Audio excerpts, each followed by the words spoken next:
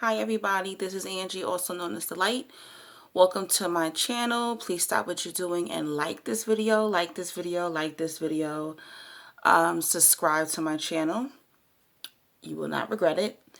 If you'd like to make a donation to my channel, my PayPal and Cash App information will be in the comment section.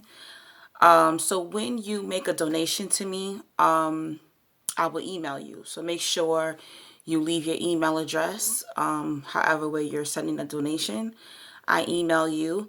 You can give me a topic if you want to on spiritualism, narcissism, and I will do a video response for you, being that you sent a donation to my Cash App or PayPal. Now, I also do conversation sessions where you can talk to me about your situations based on narcissism or spiritualism. So it's $15 for 30 minutes, $30 for an hour. So, with that being said, also, yes, I see the trolls. I see the little demons and the narcissists that come in my comment section, on the community section on my post, and on these videos. So if y'all ever see me cursing somebody out, it's because they deserved it. I am not a pushover. I am not as sweet as pie all the time. If I see a troll, if I see a demon on my channel leaving reckless comments, I am going to curse them out sometimes. I don't care who judges my character. I know who I am. So people have to understand that YouTubers, we don't owe anyone anything. It was our decision to come on here to share our stories, to help others, whatever it may be. There's some people who are just content creators and they get paid for it. I do not get paid to come on YouTube. I get donations once in a blue moon, so I'm be getting like these crazy requests talking about don't record my videos in this portrait style. This is the way that's comfortable for me. I don't get a lot of complaints about it, but until I get enough donations to buy a new laptop, it will continue to be recordings on my cell phone in this portrait style because this is the way I like to record. I am thankful for my viewers. I'm happy that I'm able to help individuals, but you cannot make requests. If you're not making a donation to me, do not make any type of request to me about anything. I watch my own videos, whether, I can watch it for someone else's laptop or from my phone, and it's perfectly fine. Okay, anyway, getting into the subject today, because I don't have that much time on my cell phone. I have to clear out things out of my phone just to record for you guys. Excuse me. Okay. The subject today is based on narcissists they never want to see you around positive individuals, pretty much. If you have a narcissistic family member or friend and they say they like somebody, most likely that person isn't good for you, okay?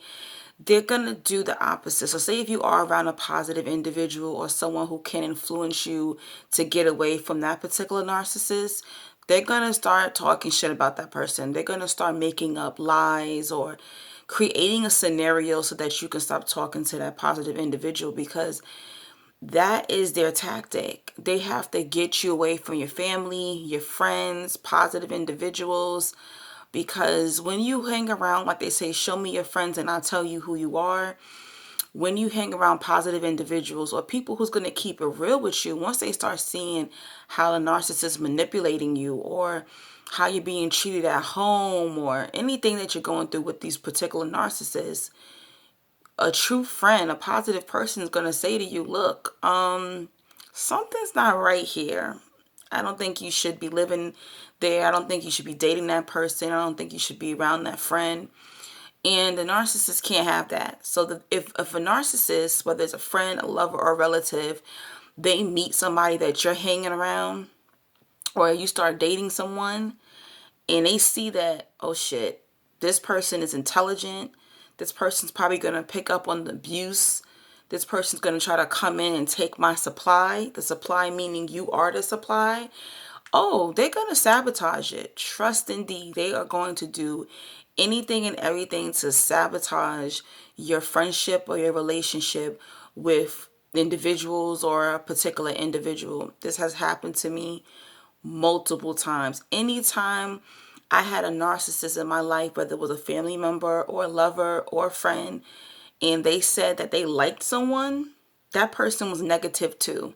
They want you to be around negative people. They're going to encourage you to be, if they see someone treating you like shit, they're going to encourage you to be around that individual. I have seen narcissistic parents. I'm not going to say names on camera who it could be, but I know this girl who she married a narcissist, and he was cheating on her. He was sleeping with her friends. He pulled guns on her. He beat her. He did all these things, and her narcissistic mother convinced her, oh, it's the Christian thing to do. You need to stay with your husband. What? But this is what narcissists will do.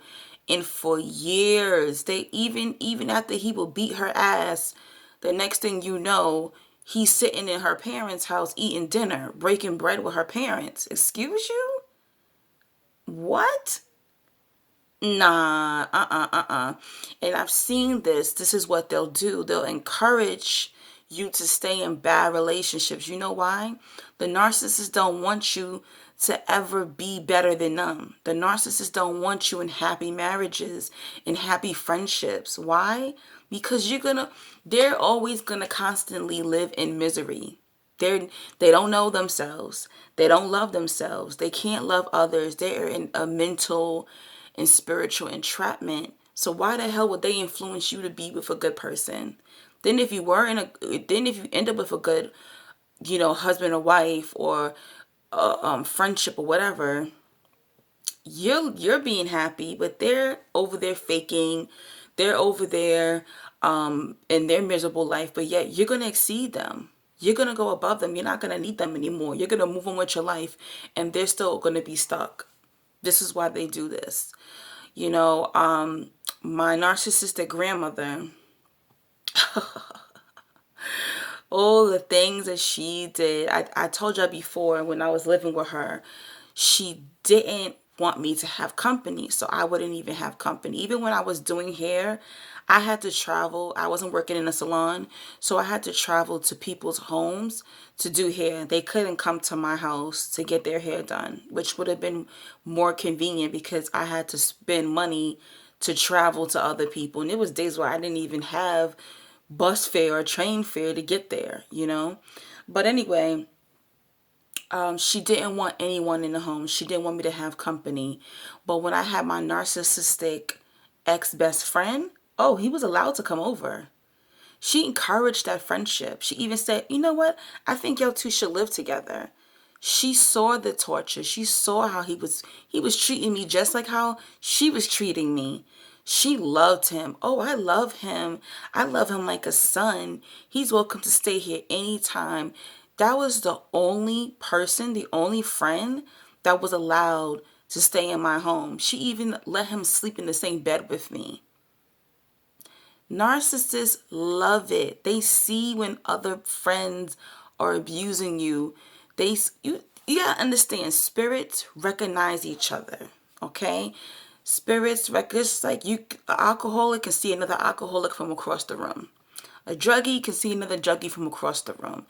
Dark spirits will recognize each other. Okay? She saw how he was treating me, just the same way she was treating me that way. She encouraged that friendship. She welcomed him in. And anytime him and I weren't, speaking, or he did something, she'll say, oh, get over it. He cares about you. He loves you. She encouraged that horrible friendship. Okay? But whenever she saw someone who can possibly take me away from the bad situation of living with her, oh, no, no, no. She would raise hell.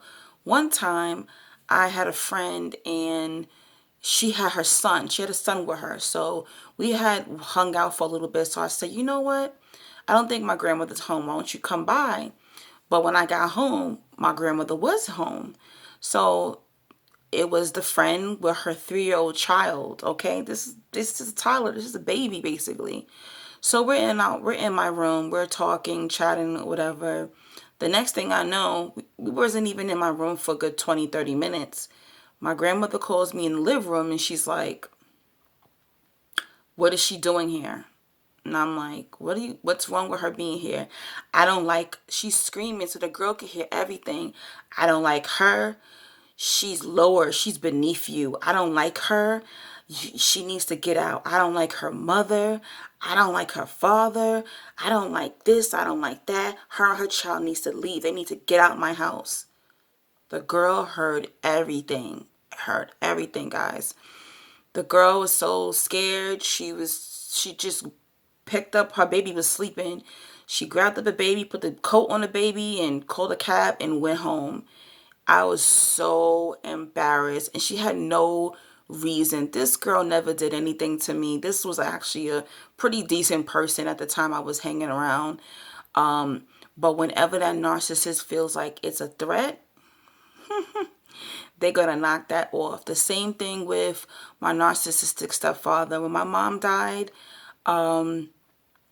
I had been in like a 6-year on and off relationship with a narcissist at the time. But that narcissist, when my mom died, did not even show up to my mother's funeral. Because remember, they abandon you through hard times. So the narcissistic stepfather, I don't even think he didn't even want to come to my mother's funeral, but he came to my mother's funeral. So I had a close male friend of mine who, he's a Cancer, so he's really in tune with his emotions. So he sat next to me at my mother's funeral. He held my hand, he held on to me. And the reason why he did that was because, sorry, my battery's dying. The reason why he did that during the funeral, he just wanted to comfort me. He wanted to be there. But of course, looking from the outside, you would have thought maybe this guy was my boyfriend. But all my friends knew he wasn't. He was just my friend. The narcissistic stepfather, throughout the whole funeral, even at the repast, is that your boyfriend? Is that your boyfriend? He was obsessed. I'm like, no, I'm out there trying to hug people, talk to people, and get through just, my mother's funeral. And this narcissist is like, you can tell me, is that your boyfriend? Is that your boyfriend? Is that your boyfriend? I need to know. I need to know. I need to, over and over. I'm talking about for hours, guys, asking me at my own mom's funeral. She's not even in the ground yet. Is he your boyfriend? Angie, don't lie to me. Is he your boyfriend? I need to know. It's important that I need to know if this guy is your boyfriend.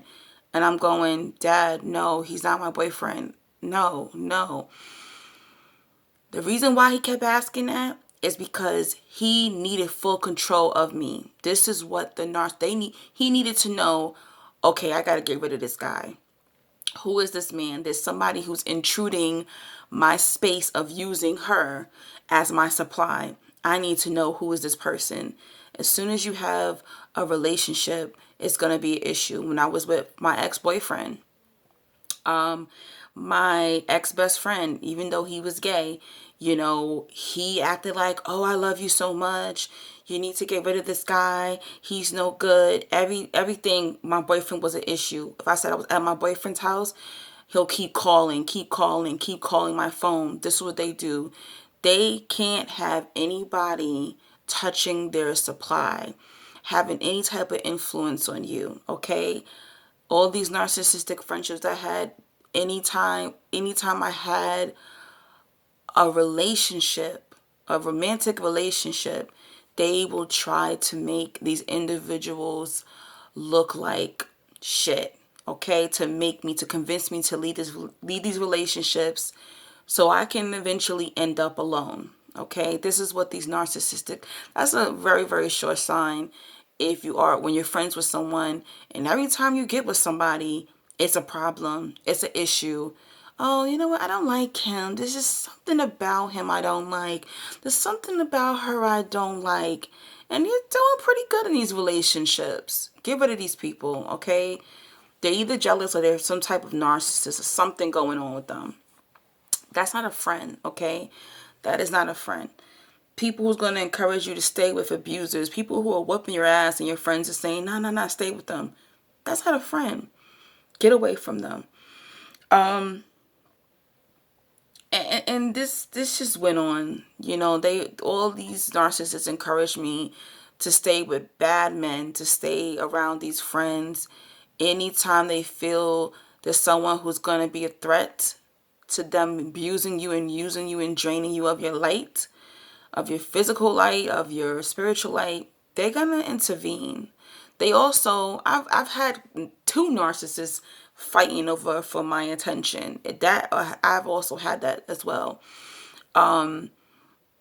They are going to create these fake scenarios. I mean, there'll be narcissists who will try to sleep with your man or your woman just to prove that they're no good, so they can fully have you to themselves. That will also happen.